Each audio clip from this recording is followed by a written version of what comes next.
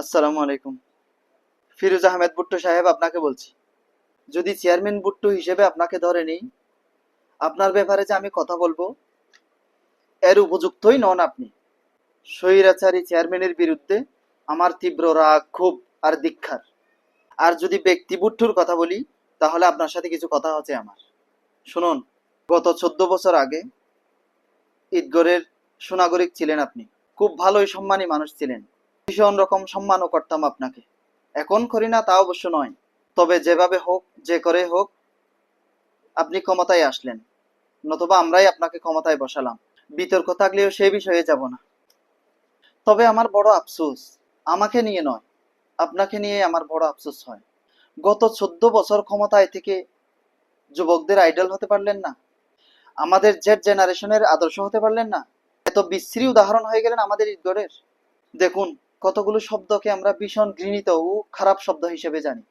লম্পট, বখাটে, লজ্জাহীন, নারীলোভী, ইয়াবাকুর, মদকুর, স্বৈরাচার, সিন্ডিকেট, ঘুষখোর, আতঙ্ক, সন্ত্রাস, দখলবাজ, যুব সমাজ নষ্টকারী, এই সমস্ত শব্দগুলো আমার বড় আশ্চর্য লাগে।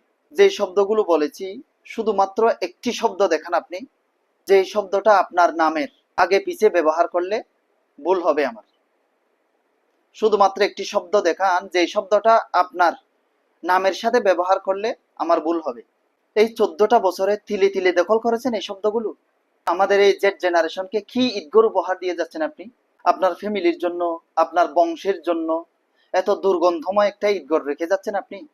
আপনার ফ্যামিলির প্রতিটি সদস্য এই আমাদের ঈদগড়ে জেড জেনারেশনের সামনে কিভাবে বুক উঁচিয়ে চলাফেরা করবে? আপনাকে তো পতন করবই, তবে একটি জবাব নিশ্চয়ই চাই আপনার কাছে। এই 14টা বছর টানা মানুষকে জুলুম করতে, মানুষকে আতঙ্কে রাখতে, এই 70,000 মানুষের ক্ষয়ক্ষতি করতে একটুখানি দিলে লাগলো না আপনার? এতই বেহায়া বেশরম নির্লজ্জ হয়ে গেছিলেন আপনি।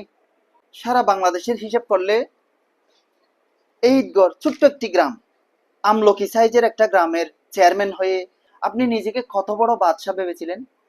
শুনুন, আপনাকে আমার শেষ কথা। প্রকৃতি ঘূর্ণায়মান।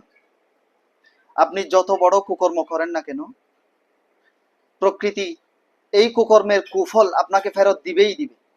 প্রকৃতি নিজের কাছে ঋণ রাখে না। প্রকৃতির এই দয়াহীন শাস্তি ভোগ করার জন্য আপনি রেডি থাকুন। উর্দুতে একটা কথা আছে, বড়া বেঈমানি কে লিয়ে ছোটা ছোটা ইমানদারি জরুরি হ্যায়। এখন দেখছি আপনার সেই অবস্থা। বড় ধরনের বেঈমানি করার জন্য ছোট ছোট ইমানদারি আমাদেরকে যথেষ্ট দেখিয়েছিলেন। হজ, ওমরা, চারতলা মসজিদ নির্মাণ, অনেক রকম ব্ল্যাকমেল করেছেন প্রবাসীদেরকে, দেশের যুবকদেরকে, দেশের জনগণকে, 70,000 মানুষকে বিভিন্ন প্রকার এই বড় বেঈমানির জন্য ছোট ছোট ইমানদারি দেখিয়েছিলেন। ভীষণ রকম অন্যায় করেছিলেন, ভীষণ রকম দুর্নীতি করেছেন আমাদের প্রবাসী ভাইদের সাথে। অপেক্ষা করুন এবং আজকে থেকে রেডি থাকুন আপনার এই শাস্তির জন্য, প্রকৃতির দয়াহীন শাস্তির জন্য আজকে থেকে রেডি থাকুন আপনি।